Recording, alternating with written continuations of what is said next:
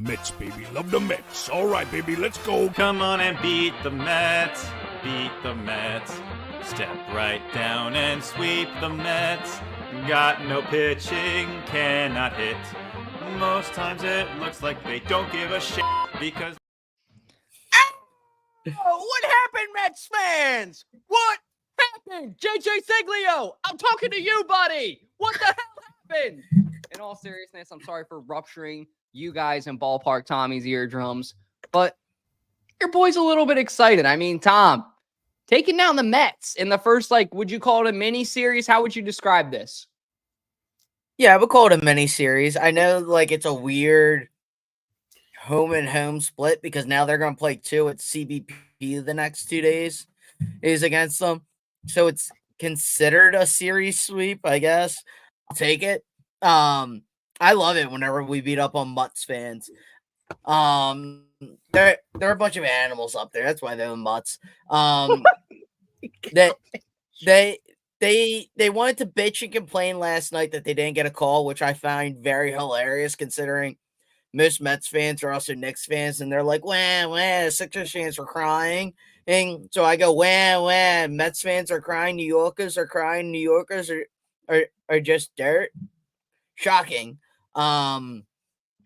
They can't handle what they dish out, as usual. So it was nice to see them go home crying. 2 days in a row, they couldn't fill a stadium, which just shows New Yorkers are nothing more than bandwagoners, so I love it. Yeah, it's been fun.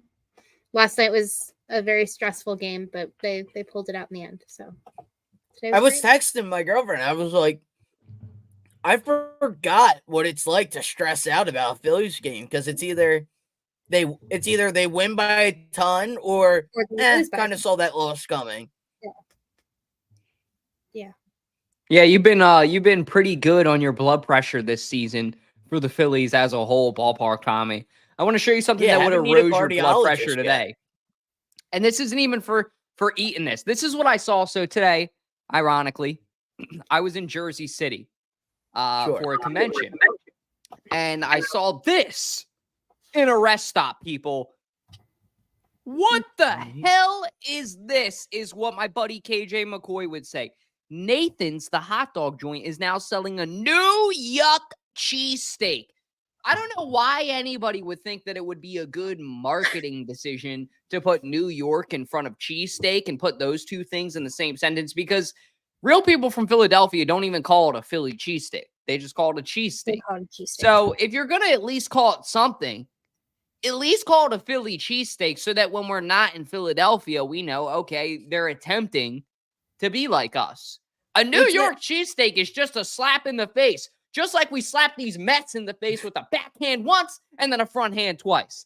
Now they come back to Philly, and that's when I think that you think that they could go the 4-game win, Tom?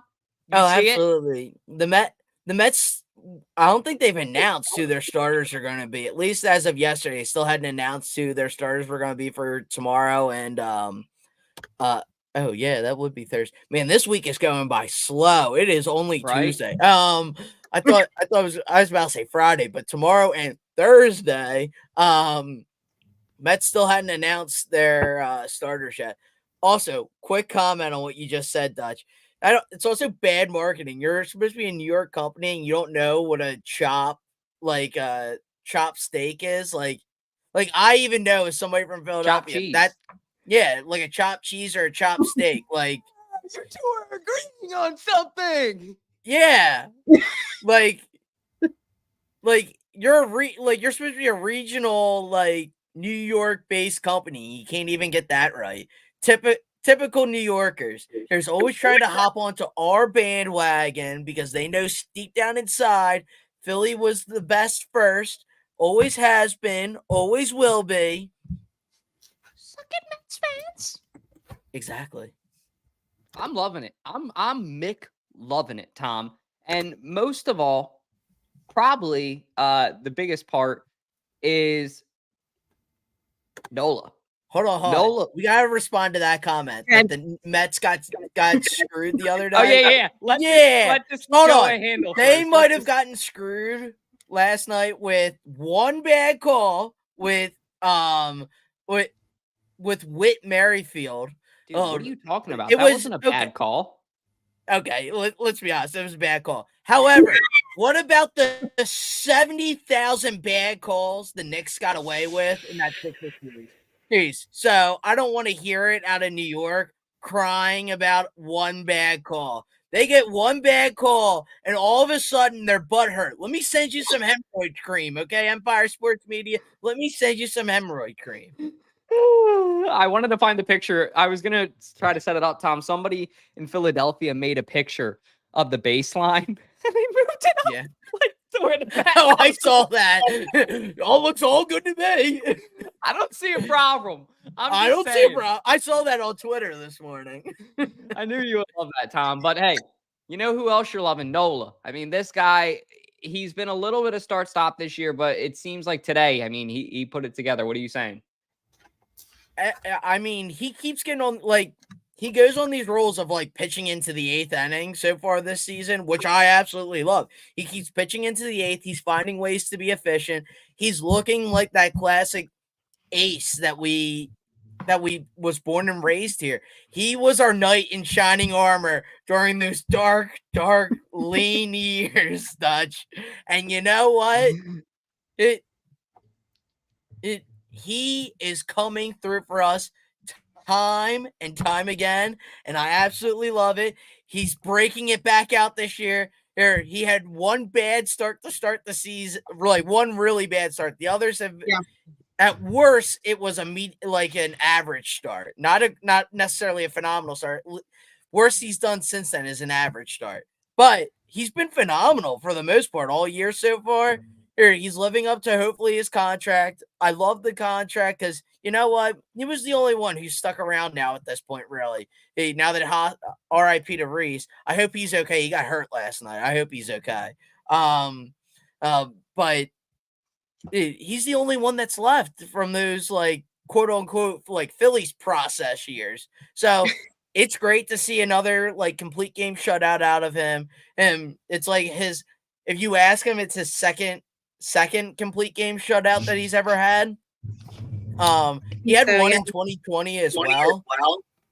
But it was part of a doubleheader, and in 2020 they did, when you had a doubleheader, you only played 7 innings. So that's why he's like, it wasn't a real doubleheader. Update on Rhys Hoskins. As of about a half an hour ago, they announced that he's seeking a second opinion on a hamstring injury, which is not good. That usually means you don't like the first answer. Yeah. So they still haven't said if he's going on IL, but if he's getting a second opinion, that's probably not good, unfortunately. No. So, yeah. No. I do have this to say about Nola, Tom. You know, on this podcast, we often use music as a word of expression. And today, Tom, we're going to be using "That You Will Be Waiting Time After Time." That's how I feel with Nola. He's been here time after time, and this year, Tommy, he was struggling.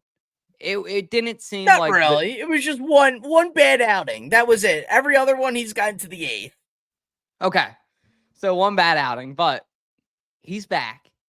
He's playing good ball.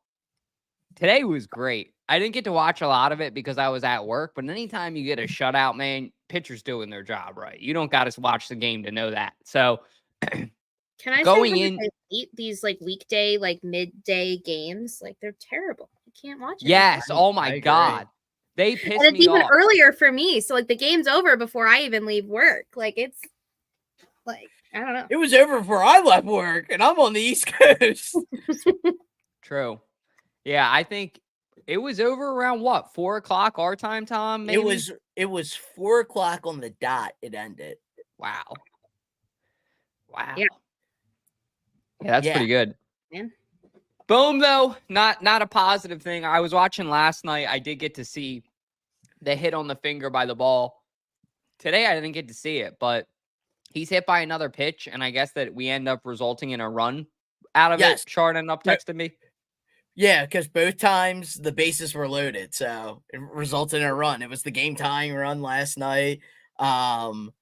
that sent it to extras, and then us ultimately winning thanks to Stotty Too Hottie. And Jose Alvarado having that dog in him. But yeah, Bohm is getting hit by a pitch. He's not afraid. He's becoming the modern day Chase Utley. I love it. Chase was not afraid to just eat a ball, like quite literally eat one and just, you know what, whatever I need to do to help this team. That's what's nice. Like that's why, like, I saw I wish I saved the video I saw last night from Twitter, and it was just like a comparison of each player on this current roster to either someone on the 1980 team or the 2008 team, and I got goosebumps from it. Like, I love, like, because I obviously I wasn't around for the 1980 team, a little too young for that. But for the 2018, yeah, I know, shocker. I sound like an old man at times, shaking my fist at the air. But hey, for the 2008 team, like, I remember like seeing videos of like Brian Howard and Jimmy Rollins like rapping together, like using a table to like rap and stuff like that, and like all of a sudden you saw Chase and Rollins always doing their signature handshake before taking their positions to start each game. Like, you saw like some camaraderie and like this team like not really caring like about personal stats. Like in 06 we heard about Ryan Howard's record-breaking home run and single season home run record for the Phillies. We heard about in 07 Jimmy Rollins triples, but I never heard it from the players. I heard it from the media. The media was talking about all those records, which they're all positive things to talk about and absolutely should be talked about. But like, you never heard about them talking about their records or their accomplishments or going for a Cy Young. Zach Wheeler right now is the top pitcher right now in odds to win the Cy Young and for the NL. I haven't heard him once talk about it. He was pissed that he couldn't find the plate the other day. He was pissed he wasn't finding the plate more in his start before that. He's talking about his starts and how he can become even better. He thinks he's mediocre. I love that fire out of this team. Like, that is what I enjoy right now. Is this team has some camaraderie. They always want to be better. They want to pick up their teammates constantly. That is what's fun to watch. And that's what you saw today. We played with our high school roster today, our lineup. We had Bohm at first. Harper was out with migraines after that dirty player Nito threw a ball into the side of his head last night. He should have got clocked with that smug-ass New York smirk he had. You have Turner, who's going to be out still for a while. Schwarber's not even really fully healthy, but they needed to play him a little bit with his back injury. So you have all your studs kind of like hurt, and like you see everyone stepping up to the plate. Nola needed to step up after two straight games where the bullpen had to go long. Oh, he picked up his bullpen big time by going a complete game. That is what's so magical about this team. I don't care the records of the teams that they're playing. Even last year, when they would play bad teams, you know what they would do? They would split that series and play down to their opponents. So you know what? I don't give a shit about what all the Braves fans, all the Mets fans say. Oh, it doesn't count because we're bad teams. You know what? You can go F yourself for all I care. They're on a magic. Like, it is magical to see. It is something special to see this year. Yeah. Ash, any thoughts on Bohmer? No, I mean, it's not the way that I was anticipating him getting us runs the last two games, but it's working and he's okay every time. So, I mean, I was incredibly confused last night where they like had to actually like review it, and it took a heck of a lot longer than I thought it should have. Like, clearly it hit him. Move on. I think they thought it hit the knob of the bat. Probably. Just the whole, and as we were talking about last night, the umps were all over the place. Like, it was wild. But we've talked about this before. We don't need him to be this star player. We need him to be consistent and decent. And that's exactly what he's doing.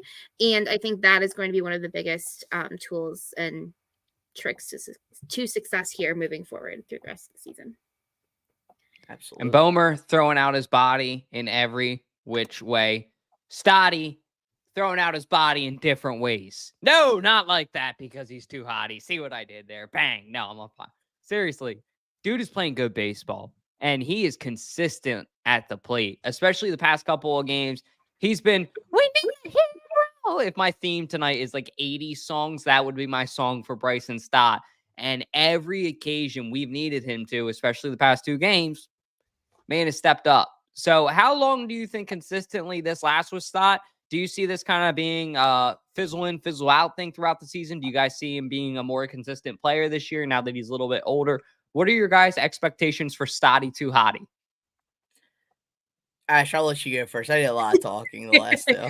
I think absolutely he has the potential to go all the way. I think right now he's doing it more because he has to, for lack of better phrasing there, because he needs to step up for some of the other things that are happening on other players on the team. However, I think if he keeps this momentum going, and if he's again consistently at that level, I think he'll continue to go at this level for the rest of the season.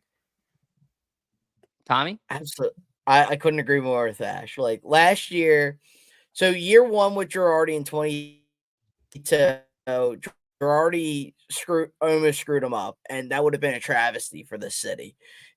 Last year, he started off a little slow. Thompson gave him a little breather in the beginning of the season, and then he picked it right back up. This year, he started off a little slow. Thompson gave him a little breather in April. Oh, he picked it up in May so far. All right.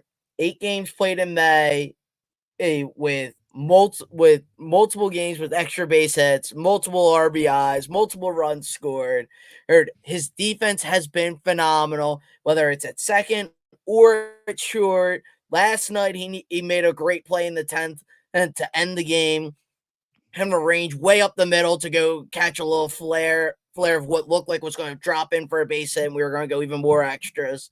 Is today phenomenal again, and picking up the slack too with Cody Clemens, who isn't a natural second baseman, more of a natural first baseman, and helping him feel right comfortable at second base. Is Stott has taken this infield and put it on his shoulders with everyone out right now. Now, the amount of depth that we have on this team right now with all these guys is insane. And I absolutely love it. Stotty is way too much of a hottie right now, and I love it. And that's the thing too, Tom. Like you said, the defense is something. Like we all notice the batting because baseball is a sport where you want to see a person get up to the plate, smack the shit out of the ball. He does that. But what he also does is he's a very good defender for the Phillies. And in second base, it's almost like having another shortstop out there with his agility. That's why I love Bryson Stott. And I remember correctly, I think, wasn't Bryce Harper the one who was really pushing for the Phillies to draft Stott? And that seems to be paying a real dividend right now. I mean, the team has chemistry, like you alluded to earlier, Tom. I mean, sorry, excuse me. Pepsi getting to me, having all the kinds of burps, guys. If you can relate to that, you find that funny, drop a like on the video. Ba-bang! No, seriously. Back to the point being, Bryson Stott has really taken a leap up, and I can't wait to see what he does for the rest of the season. As far as it goes, though, for the team chemistry and team morale, I mean, that's at way new levels, way new heights. I think it's fair to say team morale right now is, I think, up there with right before the World Series. Like, this team feels like they're having fun playing baseball. And in my opinion, I don't know about you guys, it didn't feel like this way at all last year. Like, it didn't feel this consistent, this convincing. It was like, okay, we're kind of good. It was like a week or two we would have. It wasn't like a month. You know what I mean? Like a month of really good, consistent baseball. So I feel like the Phillies have kind of came out this year with a whole new vengeance for the better. Absolutely. They really didn't start playing well till June last year. And I think there was a certain person with glasses that at least threw out the question whether or not we fired Thompson this time last year. I don't know who that person might be. I don't know either. I feel like I was sitting by them at the Cubs game when we were very frustrated with that game. Yeah. Yeah, that was very frustrating. I mean, a bad game. I'm very hard on all of our coaches in all fairness. I mean, you guys can ask Tom. We lived together. I'm pretty sure the season after Doug Peterson won us a Super Bowl, I probably yelled "Fire Doug" at the TV at least once or twice. I think the bad Bucks game to start that year, the next year with Foles, I think you did say to fire Doug. Yep. At that point, we got all we could out of him. Squeezed all the juice out of the orange. Exactly. You were like, I'm done with the damn ice cream. Get rid of the ice cream. Seriously, it was getting old. The ice cream was getting old, but we'll never get old, Tom.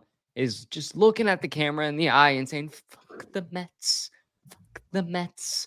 Den. Fuck right the up. Mets. And I know JJ Seglio's out there watching on his computer right now like this, intently focused on this, wondering when are the Mets going to beat the Phillies, and is he going to be able to light us up in Discord? JJ, just notice, buddy, I've been silent.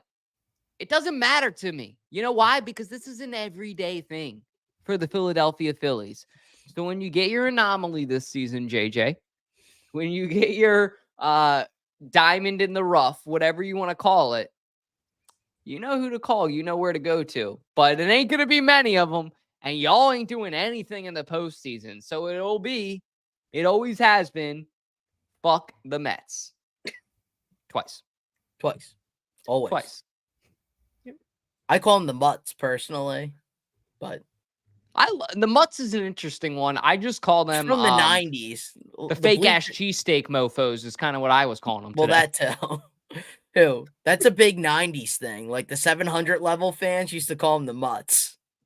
The Mutts. Yeah, it's a vet thing. I mean, anybody that you would have to be a dog to be able to stomach that. I'll say that. Yeah, that doesn't look too appetizing. They need to stick to hot dogs. Yeah, they do. Ash, Tommy, Right. Anything here before we hop into our hot takes? Any other negative things that either of you guys want to throw at the Mets? I mean, I have a couple tomatoes in the closet if you guys want. No, I'm kidding. Hot takes. I'll go ahead and take it first because my hot take has been cooking all month. So I got this hot take from my boy Brandon Marsh Updates. If you guys don't give him a follow, love that man, Davis. He said that Brandon Marsh is going to be his World Series MVP. And I had a vision and I saw it and I could see it maybe happening that Marsh gets hot at the right time. So Marsh is having a season. I think one of the I'll leave it at this too. I think one of the 3 daycare guys is really going to surprise you throughout the playoffs with their growth this year. Don't know which one of the 3, but I'll take the 33% chance and say a hot take. If I had to take my pick out of those 3, Dutch, I'd go with Boomer. Boomer's had a rough time in the playoffs the last 2 seasons. And if there's anyone that needs to grow in the playoffs and surprise us all, it's Boomer. Stott's been relatively consistent in there the last 2 playoffs. And Marsh is usually there too. He usually shows up one form or another. Or with a clutch, usually it's a clutch single. Like it's like you got a runner in scoring position. You just at least need to start chipping away at a lead, or it would be nice to have another insurance run. And he's usually your guy for a clutch single. So if we were to say that, but I have a different hot take altogether.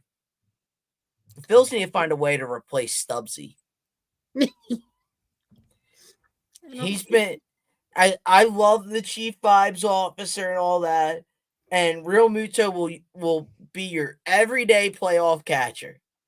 However, I need a little bit more production. I need a little something more out of my backup catcher. That he can't really control a staff. He knows how to like handle some guys, but not like your ace. He knows how to handle guys that are a little limited in their stuff, we'll say. Now, Nola was an exception today, but like he hasn't really handled this pitching staff really all that well. And that being said, like maybe look into some of our minor league guys. That's the only if we're giving out hot takes, that would be my hot take of them all. Everything else I wouldn't consider a hot take. Like, oh, it'd be nice to have another. Like, they need to go out and get another bullpen arm. Like, nobody would say that's a hot take. Like, I think the general public would agree with that. Like, it'd be nice to go out and get another bullpen arm, or go out and get a. But quite honestly, I don't think they need to. Like, if they were to replace anyone on this roster, I think it's already in this farm system. Like if they need somebody for the playoffs and get rid of like Julio Ruiz, and get or Jose Ruiz, and go get bring Mickey Abel up, maybe. Tom C. SJU. I know. Hey. Club baseball, a little bit of experience. Walk on. Club baseball. No, I'm saying to the Phils, you should walk onto the team. I would love that. Phillies, look at him. Look at his shoulders. I know you can't see inside somebody's mind, but I can guarantee you he will have a better batter IQ than Stubbs. Not maybe athleticism, but IQ-wise, I think he might have a better eye, because last night, dude, there was the one swing at the end of the game. Like, and you guys know, I don't watch a ton of baseball. I'm your Eagles guy, trusted source, if you couldn't tell by the bright green studio behind me that looks like freaking Joker's lair. I was watching the game, and Stubbs just gets up there, and I'm pretty sure it was either last night or the night before, pretty sure last night. He literally swung on the first pitch in like the 9th inning, or like when we got in the 10th inning, and he's like trying to be the hero. He smacks the shit out of it, and it literally goes like 5 feet behind first base, and the guy just catches it, and he runs off field, and it's like, dude, like why? Like, I don't know. I hear what you're saying though about Stubbs, and I think the maturity is something that as fans, we want to see that better batter eye. We want to see that discipline to be able to say, hey, I'm at a crucial point in the game right now. I don't need to take this first swing. Let me see what the pitcher throws out. Not saying don't swing at the first pitch if you like it. It's just, I don't know why he liked it. Yeah. Yeah. Go ahead, Ash. No, my brother and I were watching the game together, which is the first time him and I have watched a Phillies game together, and I can't tell you how long. The videos were amazing, not to interrupt you, but the videos I was getting of Sean were even better ones. Yeah. So as he said, in the 9th inning and in extra innings, you don't need a hero, you need a hero moment, which are two very, very different things. And I think Stubbs in that moment was trying to be a hero, and it just did not work. So I don't know if that comes with more experience just being in situations like that, but I definitely don't love the idea of, like, hypothetically, if we get to October and something like that's happening and Stubbs is behind the plate. I mean, last night, like, again, we had some people out that it was shaky, and I was not feeling super confident with the lineup that we had at times going up in extra innings last night. I'm glad it worked out, but again, just something to think about. But Ash, now it's your turn. You must present us. I don't think I have a real hot take. You have to give us one, something. Even if you take Stott as the third guy. Tom took Bohm, I took Smart. Even if it's like that you think we need to go back to bigger double stuffed Oreos, like something. I need something. Okay, well, trying to think here. Okay, I'm going to say something that my brother mentioned last night, and then I started to kind of see that this could happen. I think Clemens is going to come out and start surprising us here in the next couple weeks. I've seen some growth from him. I think he's becoming a lot more confident and comfortable. So I could see him making some fun plays in the next couple weeks. I could see that. He's been pretty good. He's been stepping up with his opportunities. Yeah, for sure. He's been kind of, I think, the one that's been sitting in the background, and I think soon he'll make his way to the foreground in some way or another. Especially with the superstar father. Yep. But that's all we got for you guys. I want to thank you guys for tuning in with us tonight on the Phillies postgame show. I want to thank Ballpark Tommy and Ashley for joining me tonight with their time. If you guys don't, please drop a follow to 302 Birds. Give a follow to Ballpark Tommy, the local celebrity over there doing his thing. And if you guys haven't, I know everybody was watching the game a couple of weeks ago and saw this amazing clip. This is what I'm going to leave you guys with. And I hope everybody goes out and has a good week and lives by this as their theme for the week. I'd say Stubby, I'd say Pache. Oh, what's the name? Yeah, give me a name. Stay loose and sexy, baby. There you go. Stay loose and sexy. Stay loose, stay sexy. If you guys want to get a tee of the band that rocks out with Stay Loose and Stay Sexy, the link is in the bio to the Bonfire store. These came out pretty cool. You gotta love what you can do in 2024 with AI. It's crazy. But I will be at that concert at Citizens Bank Park. I heard that they're gonna give Morgan Wallen a run for his money. I don't have anything else if either of you guys don't. No. No, just that it's hey Josh, it's an outro, not an intro. Well, you don't have an outro yet. I know. We got to go to a game, Tom. So there you go. I'm going to hold you to that then. But as always,